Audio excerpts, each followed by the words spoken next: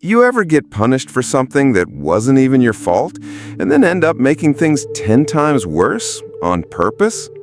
That's exactly what happened when my HOA came after me for my dog barking. And let me tell you, they regretted it. It started with a letter in my mailbox. Dear homeowner, multiple complaints have been received about excessive noise from your property. Please address the issue immediately or face fines. I laughed at first. My dog, Max, a golden retriever, barked occasionally, like any normal dog, but he wasn't out of control. He only barked when the mailman came or when squirrels dared enter his kingdom. But apparently, Karen from the HOA thought my quiet little cul-de-sac should sound like a library. I tried to reason with them. I emailed the HOA saying Max was a dog, not a robot, and there was only so much I could do. I even bought one of those ultrasonic bark control devices as a courtesy. But 2 weeks later, I got hit with a $150 fine. That's when I realized this wasn't about noise.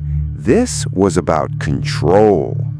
So I decided if they thought Max was noisy, let's give them some real noise to complain about.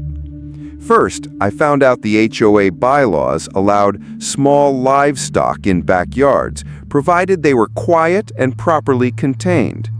It didn't take much Googling to learn that chickens fell under that category.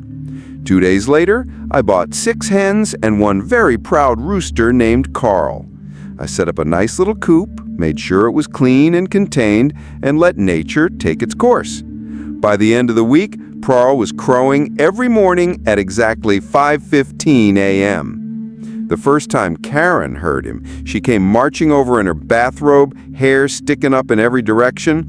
"You can't have a rooster here," she yelled, pointing toward the coop. I smiled sweetly. Actually, I can. Your bylaws allow small livestock. And as you can see, the coop is clean, the animals are contained, and there's nothing about prohibiting roosters. Karen's face turned the same color as Carl's comb. "You're being unreasonable," she hissed. I shrugged. Funny, that's exactly what I thought about the $150 fine for my dog barking.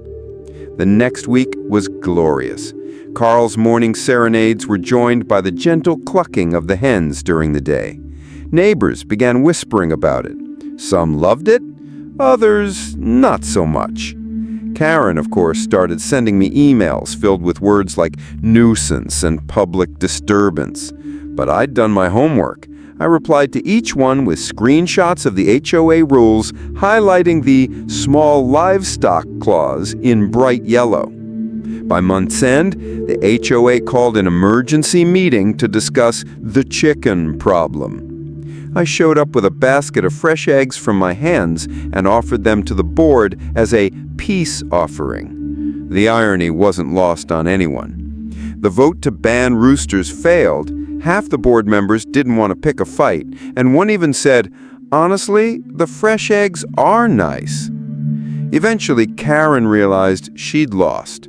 The fine stopped, the emails stopped, and Max, he still barked occasionally, but no one seemed to notice anymore, not with Carl's 5 a.m. concert stealing the spotlight.